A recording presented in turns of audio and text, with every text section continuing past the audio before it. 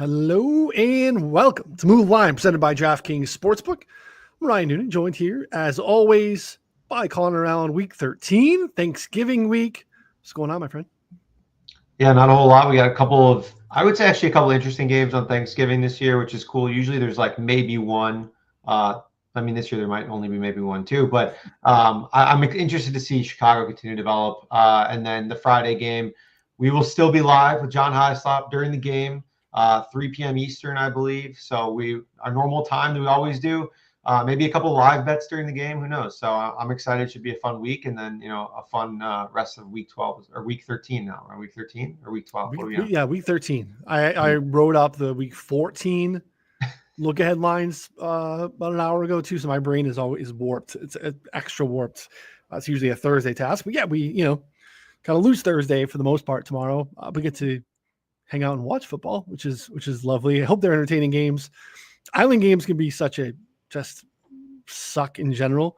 It's just sometimes the worst time to be on social media because people are just, live tweeting the same thing that we're all watching, give us all the hot takes. Everyone's terrible. You fired early today with the, got ahead of the hot take mainstream media with your Tuanon in the cold takes. We could circle back to that for sure, because I think it's interesting.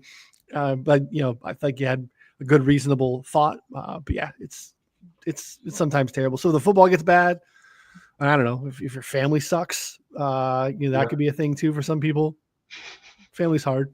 My family is awesome, but they could be busy as well. So hopefully everyone enjoys their football time. But yeah, a little bit normal schedule for us in terms of the show. Obviously, we're here doing our game breakdowns. Could do a power ranking today, which I'm excited about. A little bit more. Again, talking about mainstream media. I Googled power rankings, Connor, just to get a and I don't know if you did this too. Yeah. Overwhelming. Apparently, we are missing the boat here at 4-4 by not putting out a weekly power rankings, because literally every football content creator in the space, or at least, property, puts out some form of power rankings, which is pretty wild. Don't give Luis any ideas, because soon you'll be our expert power ranker as well over at 4-for-4, which I think you could actually do pretty well. And I'll give him a shout out now. Sam Hoppen tweets out like a aggregate power rankings each week that uses a couple of different sources. That was kind of like my baseline to make sure that I wasn't like crazy, and kind of helped more in like the 7-6+ range of a couple teams. But when we talk to that in a bit, but I thought that's like a super helpful starting point on like where you are relative to the rest of the market. And I thought there was a few surprises. So yeah. I use one of those the core tenets that Sam uses. It's kind of, guiding light for me too. So I think it's an interesting process. So yeah, but I think it's a good time to talk through it. We start to get a little bit to this spot. The old Bill Belichick quotes, nothing really matters until you get to in past Thanksgiving in terms of the NFL football season. And here we are. It's going to start to get in time in terms of what matters, playoff seedings, all those things. Are teams actually tanking? All those types of things really start to matter here down the stretch. So don't forget, come back on Friday, same as normal, 3 p.m. Eastern for Prop Drop with Hyslop, Connor and myself. We went 0-for-7 on our Millie parlay this week. Doesn't feel good. So we're going to get back in the wagon this week, get some winners. Got them right. We got the books right where we want them. A little rope-a-dope, just taking it on the chin. And we're going to come out and hopefully get square here in week 13. Feels like a good week to do it, coming off of Thanksgiving. So any Thanksgiving takes, Connor? Also, mandatory thoughts around this time of year. You got to give your side rankings, or, you're an anti-turkey guy. I think you pushed back on turkey the other day when we were talking about this. Any Thanksgiving thoughts in general in terms of, how you take in the day, or what to expect for the Allen Thanksgiving tomorrow? Yeah, Thanksgiving is tough, because I think a lot of the food is pretty bad unless you're a good cook. So like you can make, like, the good turkey exists. It's just that most people are not very good cooks. So it's just dry and pretty terrible for the most part. I've had plenty of terrible turkey. Also had some great turkey. I had deep fried turkey last year for the first time, or 2 years ago maybe. And that was delicious. You always see those videos of people like dropping in the turkeys and like the, flames going everywhere because the oil bubbles over. You definitely got to be careful on that. We did it outside. We got our own like separate thing out there. It's an outside task. Yeah. Yeah. But turned out great. It was very, very good. But overall, I think you hit it on the head. Like the sides, in my opinion, are generally where it's at. Like, mashed potatoes, mac and cheese, all that kind of stuff is great. But growing up, we were like a order Chinese type of family, on Thanksgiving, because it was just like me, my dad, my brother, and sister most of the time. And so we would get like, same with Christmas and like Christmas Eve, we were like sushi, Indian, or like Chinese. We basically rotate some type of Asian cuisine, just because, I mean, there wasn't that many of us and the food wasn't that good compared to what we would get like for that. So that was, which is maybe a hot take, but because I know your wife is like a fantastic cook, but. Well, I mean, you got 3 or 4 people. You don't need to be cooking an 18 to 20 pound bird. Like, what do you can have leftovers like 3 weeks or what? It'll taste terrible after like 2 days, 3 days. So my sister came into town from Florida, staying here with my brother-in-law, and we don't have that big of a place, but we're getting, everyone's close. We're hanging out this week, but it's not many of us. It's just my 4 and my sister and my brother-in-law. But my sister's like, no, we need a 20-pound bird. It's like, why do we need a 20-pound bird? She's like, I'll eat leftovers for the rest of the time I'm there. I'm like, but like, okay, you could probably do that on a 12-pound bird, but no. Turns out, I did not know this. They do the turkey thing like 3 to 4 times a year. They're just like, they get a big ass bird, do it up, and do Thanksgiving meal-ish type of vibes all year round. So to me, you lose a little bit of it, like the novelty of it on Thanksgiving if you're doing it all the time. And then like this, they're just 2 people. You need a 20-pound bird routinely. It's a lot of meat. So personally, like there's just parts of that bird that I'm not interested in eating. So it's definitely interesting. So we'll have leftovers. Anyone needs leftovers in the greater Chicagoland area, right out here in the northwest suburbs, I will have some extra bird for people. But I'm a big stuffing guy. I don't know where you fall on stuffing. Good so stuffing. I grew up, just loved it growing up. And I didn't find out until later in life that the stuffing that I grew up loving, that my grandmother used to make, had a lot of liver in it. And it's like you would have told me that ahead of time, I would not have been down. But it turns out it just ends up being delicious. So, but all of it, anything you can cover in gravy, good sweet potatoes that are just terrible for you with butter and brown sugar and nuts on top. That is like a decadent dessert that I love. We have multiple mac and cheeses. My son made one and my wife made one. And so, I love it. Food, family, football. If your family's decent, it's just a great day. I absolutely love Thanksgiving. Yeah, this is also the time of year where I've had I'm on my 3rd Friendsgiving this weekend. So I don't know, like different groups of Friendsgiving, which is great and bad, but you also find out again, like who are not very good cooks. We had this mac and cheese. I mean, I kid you not, it was the worst mac and cheese. I don't know how you messed up mac and cheese. It was literally like boiled noodles on a tray with like sprinkled shredded cheese on top. Like they brought 2 trays. Only half of the first one was eaten among like 20 something people because it was so bad. And then, we got a video from one of the hosts the next day, literally just throwing the rest in the trash because it was so bad. Like no butter, no like extra cheese, just like small amount of shredded cheddar cheese over like boiled noodles. It was honestly like a crime against all mac and cheese and sides in general. It was embarrassing. Was everyone cool with it at the time, or did you call up the person? No, well, we didn't know him I didn't know him that well. So like that was like the thing. It's like they were kind of like new, I think, to the friend group-ish. So like and then so like we all like all the guys were like talking mad shit, because we knew each other. But like it was, I don't know. It was like it was scary. If I did know them, they would have heard it. I would go like, this is it's rough. Yeah. Hard to mess up mac and cheese, but you get a good one. It's a differentiator. Like it's hard to have bad. It's like pizza, right? Like it's hard to have bad pizza, but then when you have like really good pizza is great. It's different. Hard to mess up mac and cheese, but hopefully everyone enjoys it. Enjoys the island games. Bears, Lions, Giants, Cowboys. Maybe a little bit more interesting with Drew Lock. The Miami Green Bay game could be interesting, and then we had a Black Friday game again the same time that we're doing prop drop. That could be a blowout too. But though the Chiefs don't tend to run away from people, so we'll circle back to those games here real quick. Let's get into the power rankings thing a little bit. Challenging because I just talked about like, hey, let's do this, and then as I'm going through it, I didn't want to like guide you, or I just wanted to kind of see where we're going. The thought is like, all right, power rankings.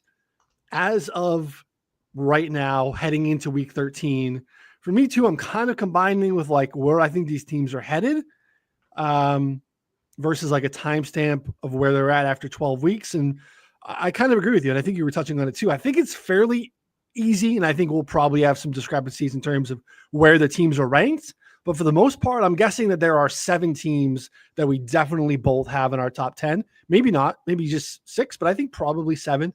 And then I think there's a wide swath of teams that could make up 8, 9, and 10. That would make up basically like your top like 15, right? Like I think I could have a team at 8 that you could have at 15 if you were to go all the way out through. So I think it's a really interesting process. So yeah, how do you want to tackle it? You could just tell me. We'll start with top like one. Well, I guess we do top 5 first. Let's do top 5, and then we can see from there. I had Lions 1, Ravens 2, Bills 3, Chiefs 4, Eagles 5. Nothing out of the ordinary there. Where are you at? Interesting. Yeah. So I got Lions 1, Bills 2. I had the Chiefs 3. This is close. Chiefs 3, Eagles 4, Packers 5.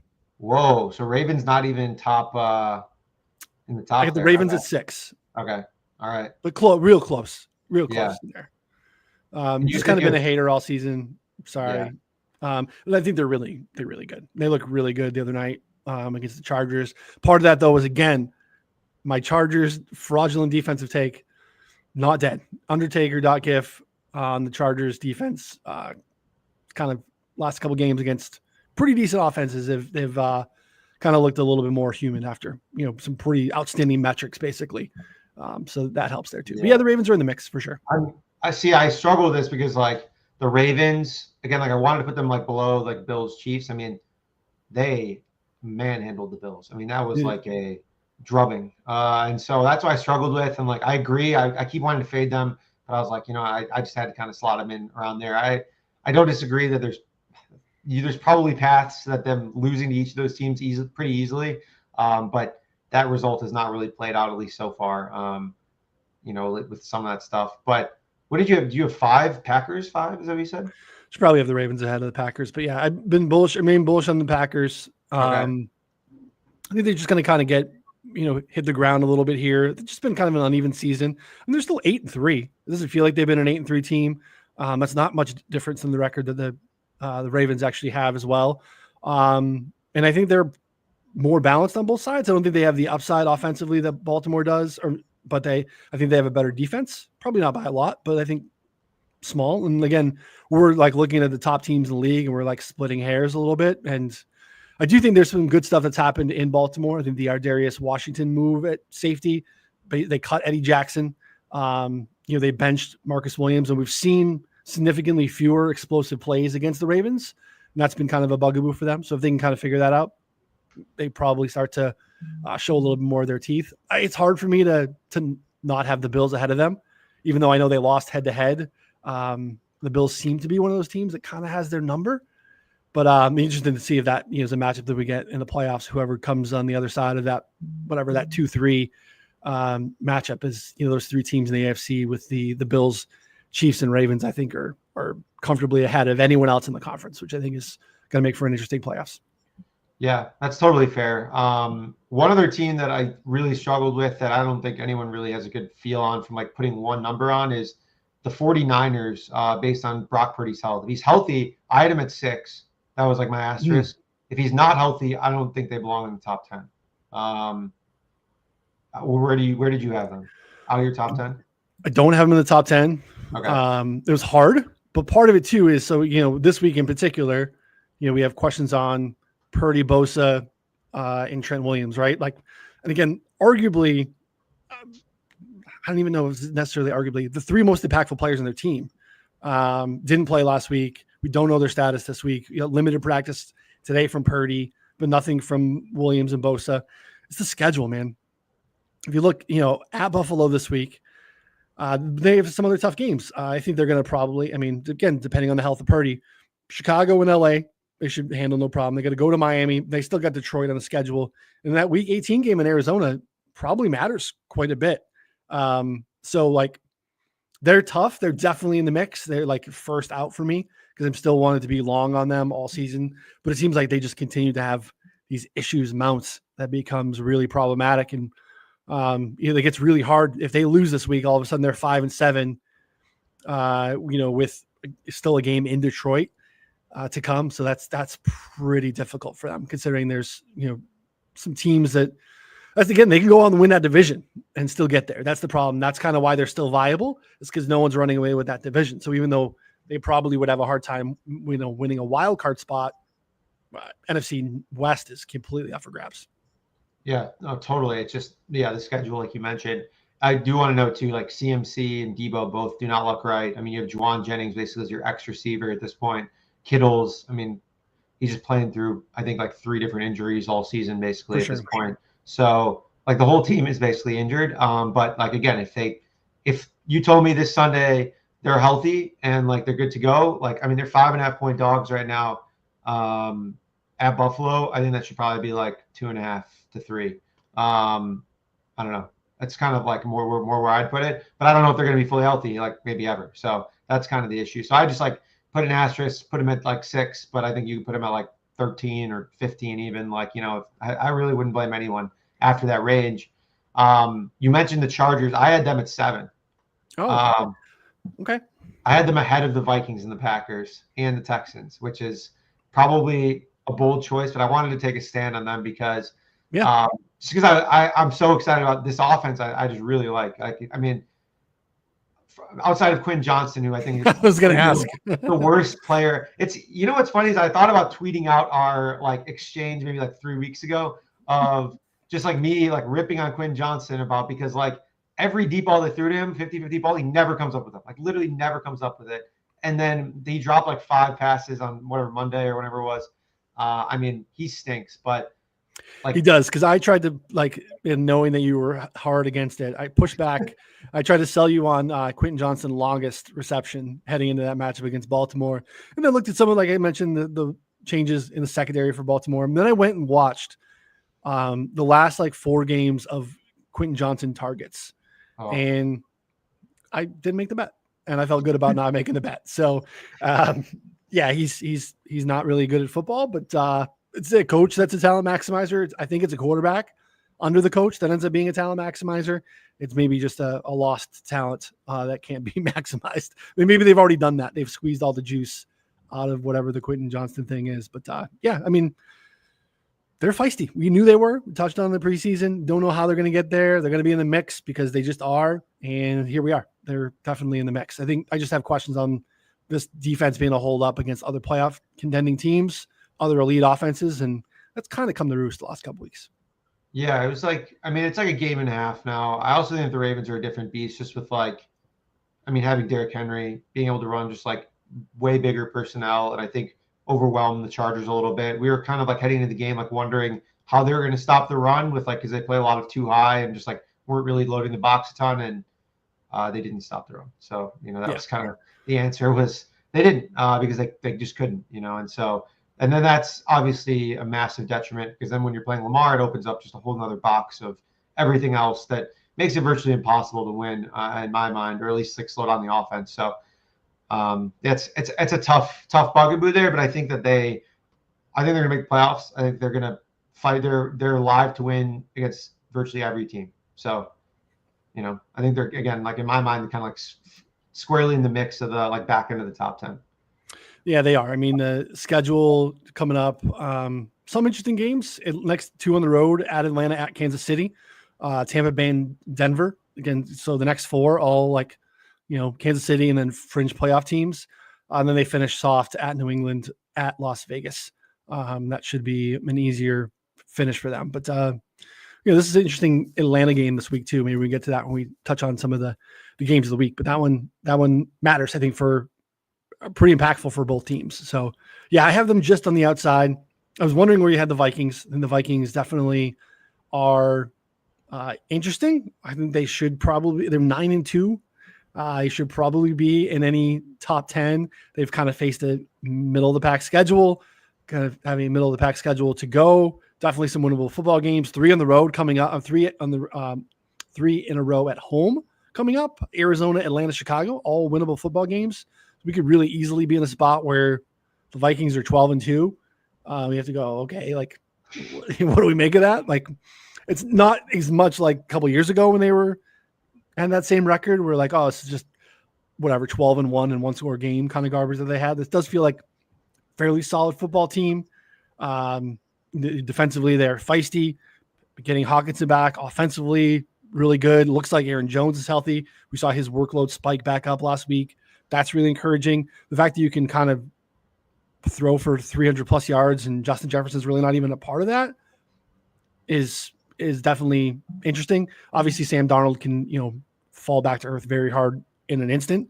So they're really hard to be like long on moving forward, but 9-2 with 3 easy games coming up at home feels like they're in a spot where it's going to be hard to keep them out of the top 10 and, out of the playoff picture. So they were 7 for me. The next 3 are really hard.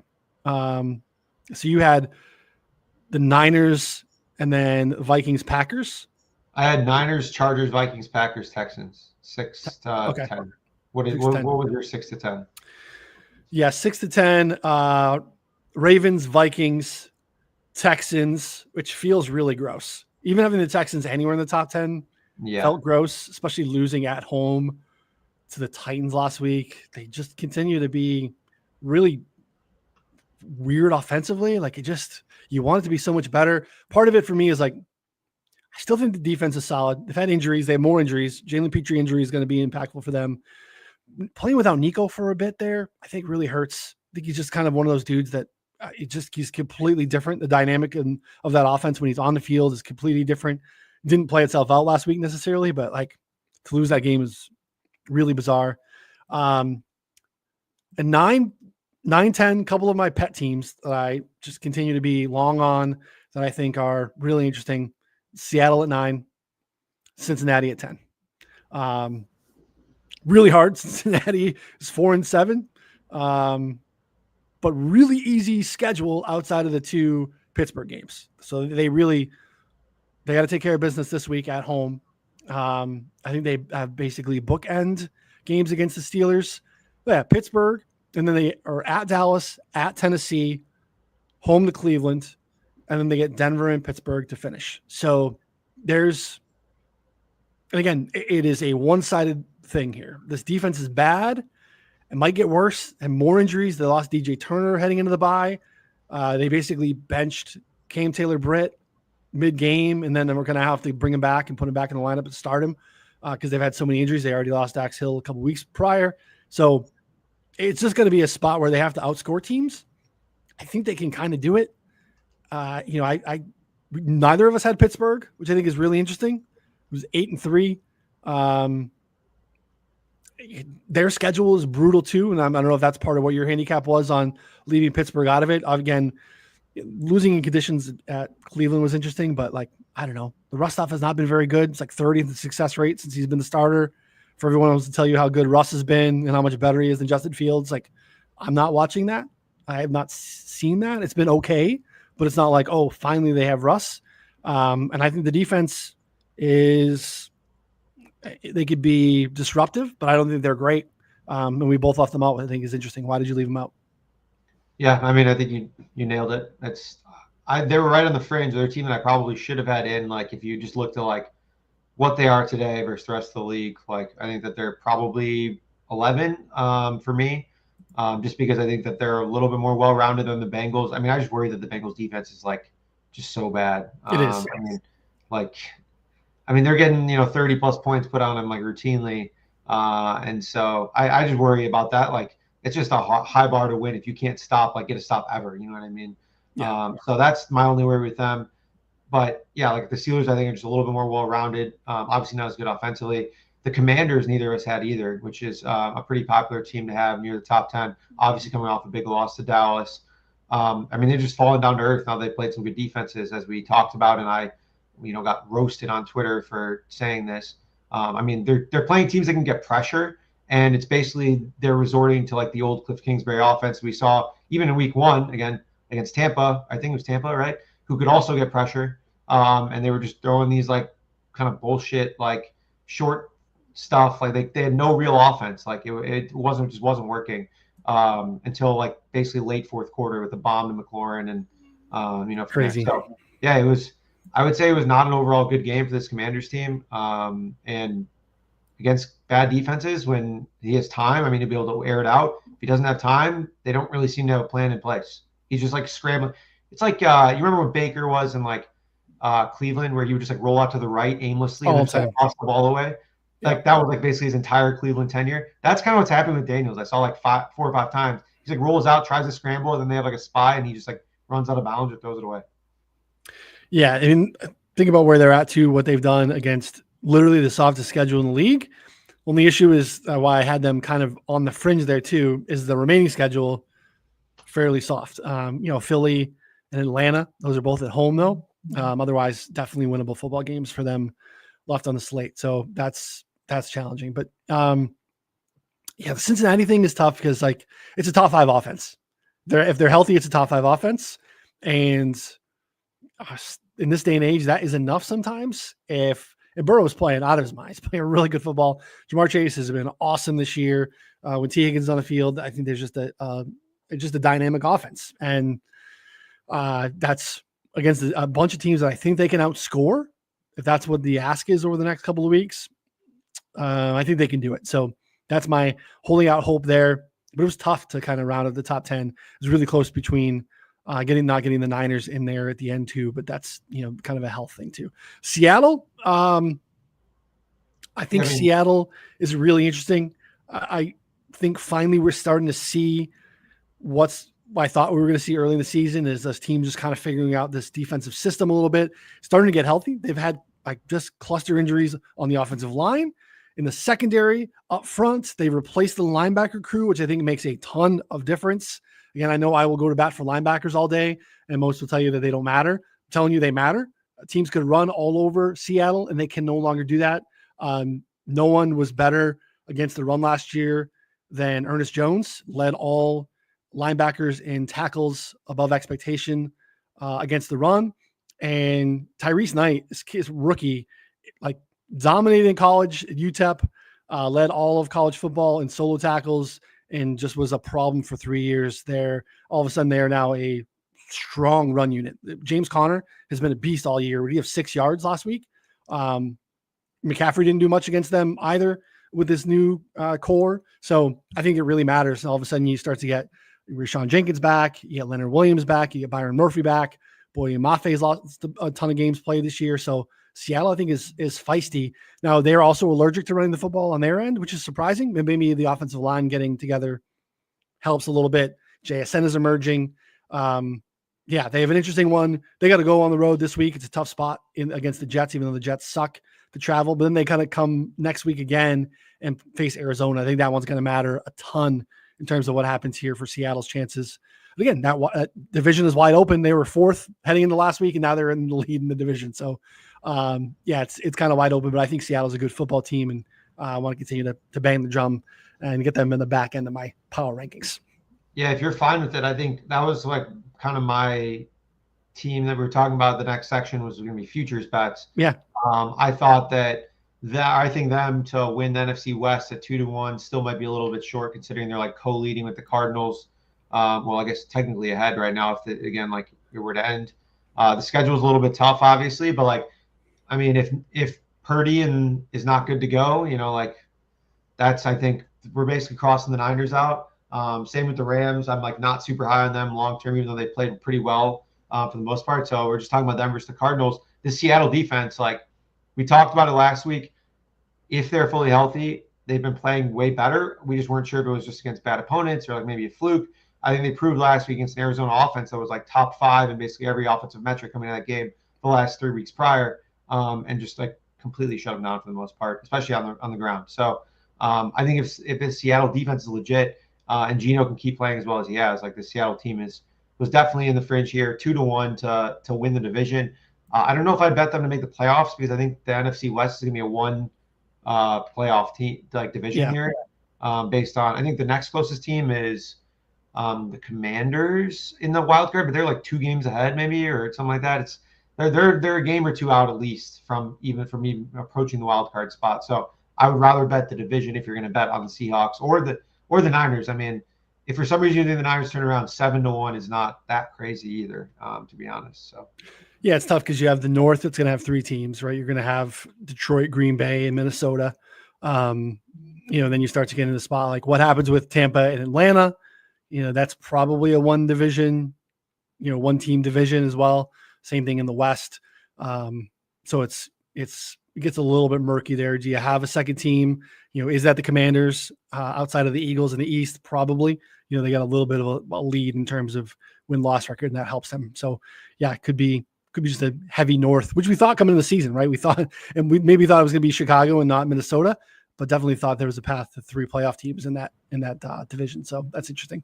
Kind of pick it up there that we're just beating on the Steelers. The Steelers are plus 130 on Caesars to finish under 10.5 wins. So we need to get to 11.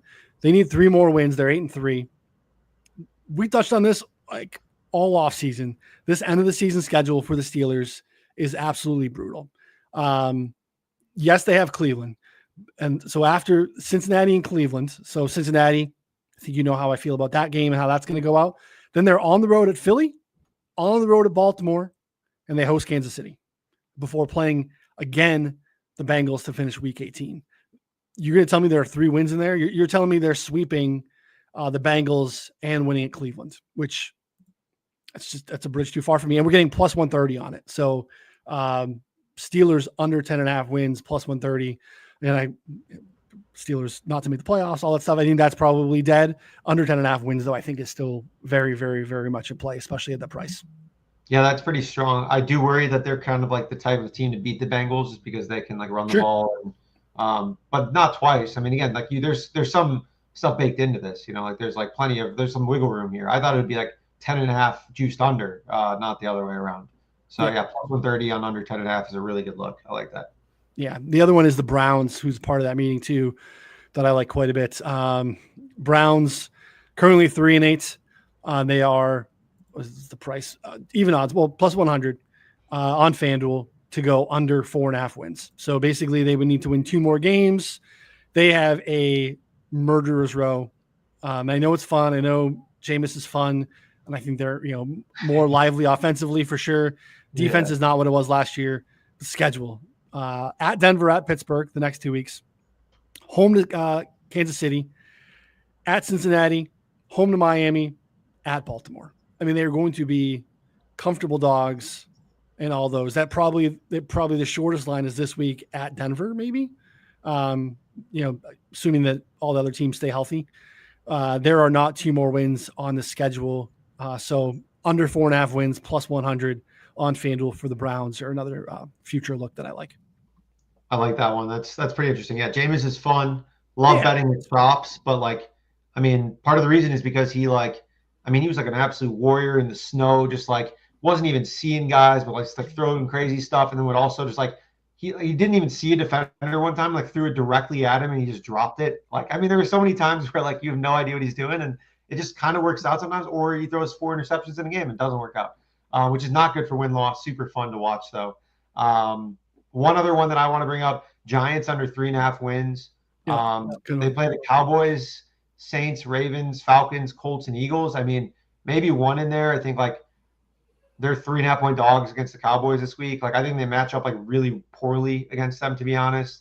And then the Saints. I mean, maybe Colts. Maybe I don't even know. Like the Colts, all these teams are better than the Giants at this point.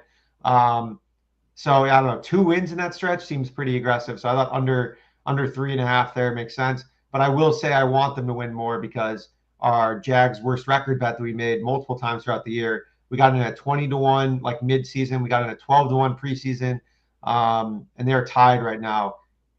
They play the Jaguars in December. That'll basically probably decide it unless the Giants can't win another game, which would not surprise me either, to be honest. But I would love at least I think it's like dead heat, right? That just split. I'm pretty sure if you tie. I was curious what the push is. I thought it was. Yeah. Your Raiders are 2-9 there too, which is interesting. So some interesting to see the jockeying down at the bottom of the board in terms of draft positioning. Not a great draft necessarily. It doesn't feel like a clean 101 prospect, but obviously you'd rather pick earlier than late just to have the equity of the pick earlier in the subsequent rounds. All those things matter too. So it'd be interesting to see what happens there too. New England's schedule is brutal too. I don't know that they're winning many games remaining on their schedule too, considering that the rest of the teams that they're playing, Indy this week, Arizona, Buffalo, the Chargers, and Buffalo again. Those teams pretty much all need those games, which is, maybe Buffalo in week 18 doesn't, but they'll still find a way with their backups probably to go into New England and to get a win. So definitely. Who knows? Yeah. We'll to see how that goes. All right. What do you like for week 13? Anything that caught your eye on the board that you want to touch on, share with the folks? I kind of want to back the Eagles here at +3. I think it's kind of an interesting look. I don't know, maybe against the Ravens. Maybe I'm getting ahead of my skis here, but I think, per your power rankings, they should be favored. Per mine, I think probably about 3 is right. Again, I just want to be ahead of the game here on the Eagles. I think it's going to be a pretty interesting matchup between this Ravens run defense. But this Ravens run defense, they lost their defensive tackle, or was on IR. It was a couple weeks ago, and they haven't really been as good since, run defense wise. And I haven't fully parsed out the numbers yet, but just per all the props that we bet on and, everything there, there's guys have had some success against them. So I think that's kind of worth noting here as well. And it's not like the Eagles can't throw. They just haven't had to throw. And so I think that's another aspect here. And then the Eagles defense has been playing awesome for the most part. I think they had their toughest test with in terms of passing games they faced in the Rams, or one of their toughest tests. And they played largely very well. So, I think that this is again, this is a matchup here where I don't have too much expectations for this Ravens passing game, although their running game, I think, could still have some success. We saw, the Rams running game has a little bit of success too. So I think +3 for the Eagles is pretty interesting there.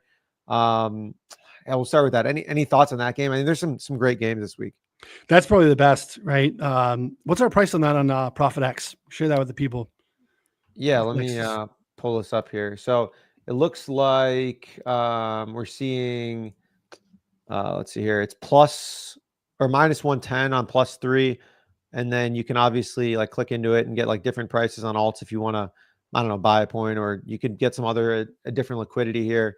But yeah, there's a couple $100 there, or if you want to take Baltimore at -3, you can get +102. So pretty cool here on this. But ProfitX continues to have just some of the best odds available in 42 states, I think, right now. So pretty awesome there. It's pretty sick. Yeah.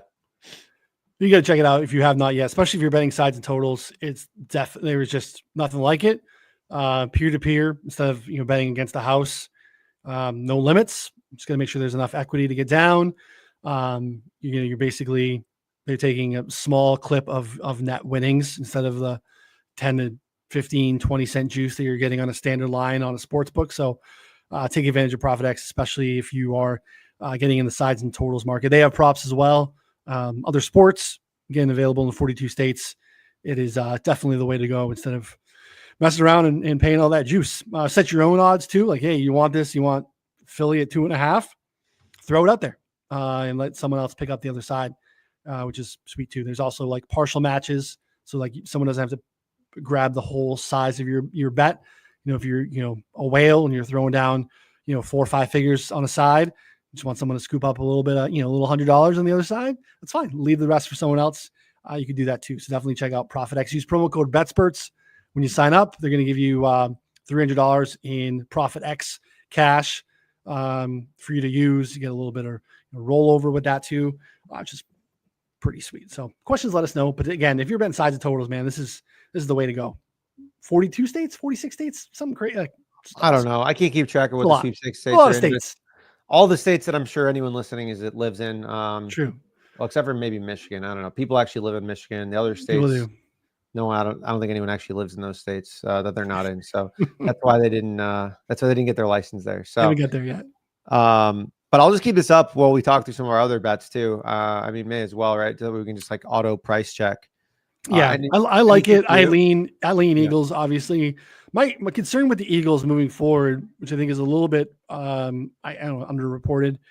The pass rush has been awesome, and they had a lot of depth there. Now all of a sudden, back-to-back weeks losing someone for the season. Brandon Graham was awesome the other night. Again, honestly, this is all Jalen Carter. Jalen Carter has been so good. None of the stats will tell you that if you're looking at just sacks or anything. Like, Jalen Carter has been awesome. He's playing almost every down. He is absolutely disruptive. But he's made it really easy for other guys to go clean up. And Brandon Graham lost for the season with a strained tricep the other night. They lost Bryce Huff a couple weeks ago. So all of a sudden they're very, very thin at edge. I think they start to use their linebackers a little bit more. I think they'll find a way to get it done, but I think that's something to watch moving forward with them. But I'm definitely want to be long on Philly. I still think that they're the side there too. Would love a 2.5, which again, you can get on Profit X. You probably just have to pay a little bit more. Again, you're going to pay less than you would in a normal traditional book as well. So Philly, if that's available at 2.5, that'd be price. That'd be nice. Let me see what we can get. Yeah, Philly. Let's go the other way. What am I getting on the 2.5 on Philly? Oh no, we're Philly +3. So 3.5 minus 124 is what I mean. So it's not bad. I think that's worthwhile, that price. You're muted if you want to tell me that I'm right. Yeah, I was gonna say I like to price those things out. I think Unabated as like a calculator about like how much half a point's worth in certain scenarios. I don't know the math off the top of my head. I tend to probably agree. Again, minus 124 getting the hook seems nice, but I don't know off the top of my head. But yeah. What about your Seahawks? -2 right now. I know you said tough spot, but like the Jets defense has been legit kind of bad since Salah left. Sauce Gardner looks like he's more interested in playing golf. Like, should I invite him to the simulator with me and Steve? I mean, like literally, this is like, what's he doing out there? Like, I don't even know what's going on. I'll take Sauce to the sim. We'll team up against you two. Heat check. Yeah, I know you guys are feeling yourselves. Are you still in the lead? Are you still winning the sim league so far? Last week we shot a 4 under combined, and with our handicap, it was a 10 under. We won the league that week. You guys are rolling right now. I hit maybe 4 shots past the women's tees off of the drive, but I hit 4 within like 2 feet of the pin from 100 yards out. I was just absolutely like hitting darts when it mattered most, but I couldn't do anything else, which is the best part about this game. I was like the worst golfer of all time if I golf by myself, but collectively we shot great. It's a humbling game. And you kept score, right? Like every shot you hit counts, not the ones you were practicing. We did. There was no practice. They actually don't let you do mulligans during the tournament. Like there's no mulligans. If you drop the ball, you get 2 strokes or whatever. Like there's no, just because it's a scramble, like you have to actually like, it's a tournament, and like you can't. You got to keep score. You got to keep score. And you're playing golf. They all count. It's crazy out here, people. Yeah, that's hilarious. Seattle definitely -2 plus 101 here. Which is obviously a lovely, lovely price. I just think they're the better football team. The Jets, especially if we have like questions with Breece Hall's availability or him being 100%, that's kind of popped up. I don't think he practiced on Wednesday. I think that matters quite a bit. So Breece Hall, I think matters for them because he's been so impactful in the passing game for them. Coming off of the bye, heading east, like there's some like situational stuff that I think, I think people tend to look into. So that's not working on Seattle's side. Kind of cookie game in important division games. Again, coming off of the Arizona game with an Arizona game to come. But again, I think highly of the coach. I think they're prepared for this game. And I think under's probably a good lean too. I think you can run the football in the Jets, and Seattle just doesn't seem to want to do that very much. And I just don't have any real faith in what's going on with the Jets offense. And you already touched on why I think Seattle's defense is kind of cooking. But Seattle, anything less than 3. So I love this here. Profit X getting plus 101 for -2. I think is a great look. Yeah, it's pretty fun. I like that. I think you mentioned all the key points there on Seattle. Stay on the screen here because this one's interesting. I don't know if you wanted to talk about this. Yes. Chargers, Falcons. You're bullish on the Chargers, very high in your power rankings. This is another situational nightmare where if this is just by itself, Chargers -1, great. But guy, I want you to tell me how much this means to you. Falcons coming off a bye at home, short rest for the Chargers on Monday night, traveling east. So massive advantage rest-wise for the Falcons, who the last time we saw got absolutely curb stomped by the Broncos 38-6 or something like that, with like just ridiculous effort by the Falcons heading in. Does that matter? Is Harbaugh magic just kind of sprinkled on top of all this, just erase any edge that the Falcons could possibly have here. Yeah, I kind of think that this game is similar to the Broncos game. I kind of think the Chargers and Broncos are pretty similar. The Chargers just have like a way better quarterback. And yeah, I mean, kind of better team in general, but like they're pretty similar in the fact that they like try and play good defense and like they're not necessarily don't have a ton of good players, but they just find a way to make it work. And that seems to be the case here. So I don't know. I kind of think too, this Falcons defense, 25th in dropback EPA, struggled in both success rate and EPA against the run. Like they're just not that good defensively. And so if the Chargers defense can show anything, I think that they win this game pretty handily. If they don't, and the Falcons kind of make it like kind of like the Bucs game, we saw them just like throw like 60 times.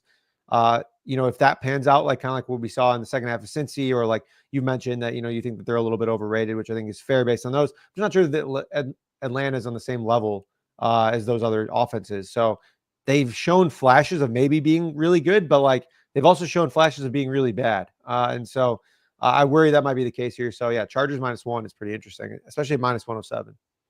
Yeah. I like it too. But I looked at it, I was just like, what the heck? And then I was looking back and I'm like, oh yeah, this is a travel edge nightmare situation for the Chargers. But I do think they're the better football team. I think that, again, boiling it down to coach quarterback and it's always going to bode pretty well for the Chargers in most spots. So again, like, are the Falcons the team that are just going to be like, hey, we're going to run a ton. We're just going to get Bijan the ball 20 times and see what happens. Like they just continue to be unwilling to do that. So like not even to piggyback off of what you saw the Ravens do successfully the other night. I just don't think the Falcons want to do that. And then you're going to have a clean pocket for Herbert here. Falcons continue to have just for like a decade straight, basically no pass rush to speak of whatsoever. And they have none now. And I think that's going to be a problem for them as we get into December and the playoffs, for them actually, being a real competitive football team, because secondary is not good enough to hold up. And if you can't get home, you're playing good football teams, good quarterbacks, you're going to get cooked. You got to be at their feet. You got to be in their face often. And when you're not, just someone's going to catch you. And it was Bo Nix last time that we saw the Falcons play. And I think Herbert's better than Bo Nix. So even if he has to throw 20 times to Quentin Johnston. What I noticed too is like in the Ravens game, like they do like these like play actions out of shotgun, kind of like they fake like they're going to hand it off, and then, but it requires a little bit more time. And the Ravens were kind of getting home a little bit. If they're not getting home on those, I mean, Herbert is just like absolute. He was firing missiles when he's not under pressure. He's just like throwing absolute darts. And so it's exciting to watch. But if they can't get pressure, I mean, it's like really bad, like danger zone for this Falcons team. Yeah, could be some ceiling outcomes with the Chargers passing game prop wise this week, if that kind of plays out like we're thinking. So other one I obviously like is I'm going to take Cincinnati at home against this Steelers team right now, -3, +105. I don't hate that. If you kind of buy down to Cincy -2.5 and -116, I like that quite a bit. Again, not drastically off of where, pricing wise we are on a normal sports book. I'm getting a half point that I think matters a ton. I think you made great points. The Steelers are kind of a team that can give the Bengals trouble. But I kind of want to continue to buy into this offense. Offensive line's playing pretty well. They're protecting Burrow for the most part. And when he has time and he can cook, he's going to be a real problem. And, I think because they play in the division a lot, I think they know how to handle TJ Watt at least a little bit. They're going to chip him. They're going to double team him. And with Highsmith still not 100%, maybe not even back, you're going to be able to find some holes in the secondary and pick them apart. And I think Burrow and company are going to be able to do that. So -116, 2.5 is a play for me on ProfitX. Nice. I like that. There was a quote that came out during the show, actually, that I just got a little Apple Watch notification for about so Joe Burrow apparently has like some, not like wrist injury a little bit. Is Kelsey Conway tweeted this out. It said he has yet to play in a cold weather game yet and isn't sure how his wrist will feel. When asked, he threw today at practice. He wasn't necessarily pleased with how it went. I don't really think that matters too much. I mean, he's always been a warrior and just like kind of like fought through any pain. I do think that it could matter in the prop market in terms of volume. Their pass radar expectations been like super high generally.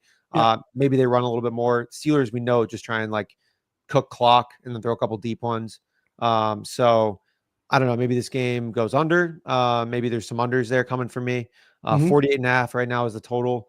And obviously, if Cincy runs it more and isn't like just throwing it around the yard, then like this game's going to go way under, in my opinion. But I still think Cincy can win and cover because they are the better team. I just worry that Pittsburgh is going to do Pittsburgh. It's like one of those things. Yeah. It's tough. No, they do it all the time.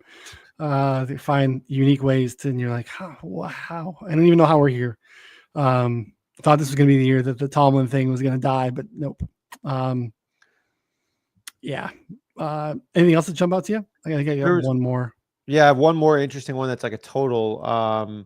It's Commanders, Titans. I thought was pretty interesting because Will Levis is playing really well.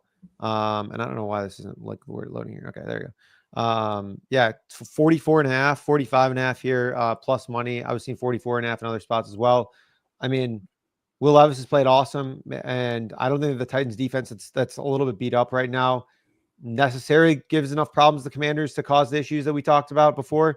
Sure. So if you're letting Jaden Daniels play like he was early in the season, this total is like, this game's going to go into the 60s probably, or like high 50s. Because again, Will Levis is like the last 3 games, like 7.9, 9 yards per attempt, 11 yards per attempt last week against like pretty good defenses, like, nothing too soft there. And now the Commanders, again, an even easier landing spot. Maybe he's figuring it out a year plus into, official starts. Always possible. You never know. It happens from time to time. We see good pockets of play from different players. So over 44.5, I thought was interesting. 45.5, I don't mind either at plus money. He took 8 sacks in the first half against the Texans, which is Not we're great. on pace. They put up the most sacks in a game record was 12. Multiple teams have tied it. He managed to not take a sack the entire second half. Wow, which is pretty impressive. Maybe he's coming into it a little bit. I was wrong on Levis. I thought it'd be okay. He's been pretty terrible, but Tony Pollard's been good. I feel like that's a spot where like the backfield mix is not really working for them. Like when they've let Pollard just have a run of it, he's been really good. They ran early, ran well, and I think that helped establish some different play action stuff that they could do with Ridley late. Nick Westbrook-Ikini every game has like a 30-40 yard touchdown reception. Like one of his 2 catches of the game goes for 40 in the score, which is a pretty wild trend. But I think that's a good call out there for sure. And I think you're okay in terms of key numbers being on the right side here at 45.5, getting the plus money. 44 is kind of a key number, 47. So when you're kind of stuck in the middle, I'd rather get rewarded for, get a little extra plus there for some points that probably don't matter. You could do 43.5 at minus 122 if you want to get down even more. That's not nice. That's not bad.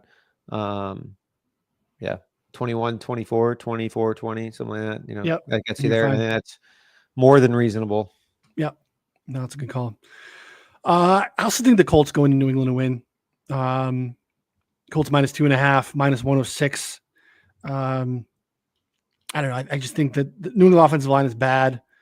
It was really bad the other day against the Miami team that defensively doesn't scare me, but they just never took off. And that's a lot of pressure on my boy Drake May. And I still think this Colts defense can be okay. They're just way better when DeForest Buckner's in the lineup, and he's been awesome. Every game he's played this year, he's been awesome. We're starting to see Laiatu Latu be that dude as well. He's played really well the last couple of weeks. Pressures, sacks, getting home a little bit. And I think Anthony Richardson against a team that likes to run a lot of man is probably a pretty good spot for Anthony Richardson. Even though, Josh Downs is out, that hurts a little bit, but I think they're going to be able to get home on some big plays.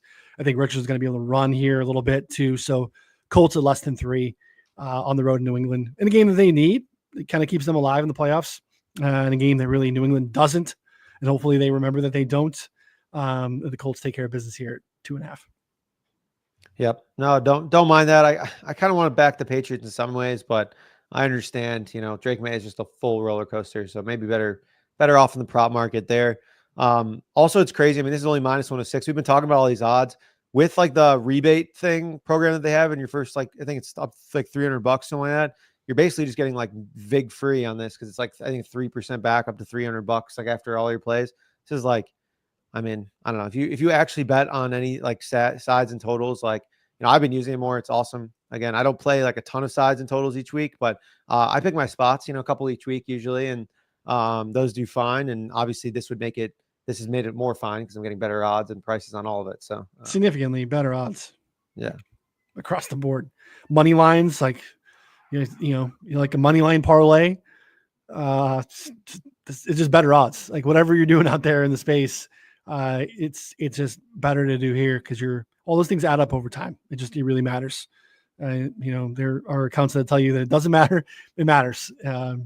These things over time definitely add up. You want to get the best price. So, that's kind of all I have. Any best bets for Thanksgiving? What do you like? Well, the Tua and the cold argument. Yeah, let's do the Tua cold thing. Yep. Before you got. I mean, I just thought it was ridiculous. Like, I'd seen like 20 tweets about it. Paulson sent me a bunch of tweets, and I was looking at them. I'm like, oh, that seems bad. Like maybe Tua sucks in the cold. And I was like, I'm busy. I'm not gonna look into it. So I looked into it this morning. Tua's like people are citing like, oh, Tua under 50 degrees is like 1-7. I'm like, 50 degrees is not like cold. Like that's like a normal fall day. Like love 50 40 hours. degrees. 50, oh yeah, that'd be. It's like 33 right here right now, and I'm like, in a sweatshirt and sweatpants. Maybe I'll throw on a jacket if I go outside. But like, I don't know, whatever. It's fine. 32 degrees is like the general mark of like something that's cold or not cold. I don't even think that high 20s is really that bad. It's not comfortable, but you're not like, I don't know, visibly noticed there. He's only played in 2 games under 32 degrees in his career. It was the 29-degree game in Buffalo in 2022, where they literally lost 29-32 on a last-second field goal. He was pretty efficient. I think averaged over 7 yards per attempt at 230 passing yards, 2 touchdowns, 0 picks.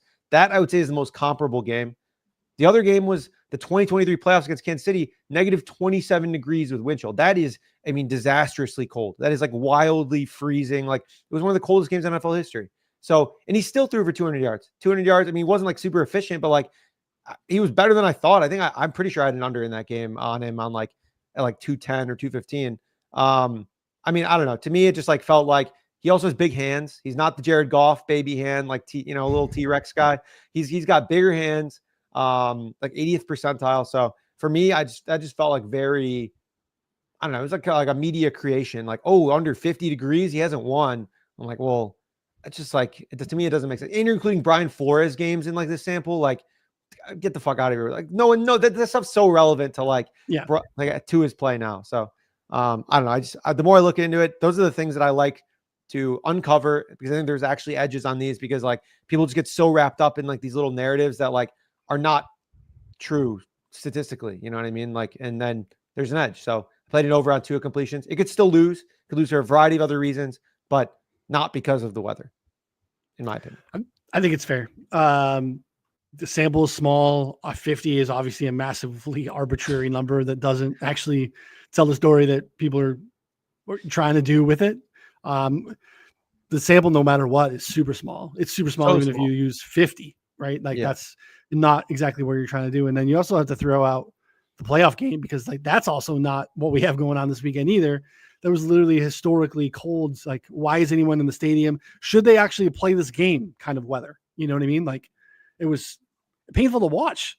Like these guys are Kansas City was like an elite secondary that year too. Like literally like correct. L'Jarius Sneed, like they were like, I mean, I think I bet the under even before the weather. Like it was just like, this is a super hard matchup. Like this is wildly difficult. And that's it to me, because that's the piece that all the trends miss is none of them contextualize the actual matchup, which I think we both agree always matters.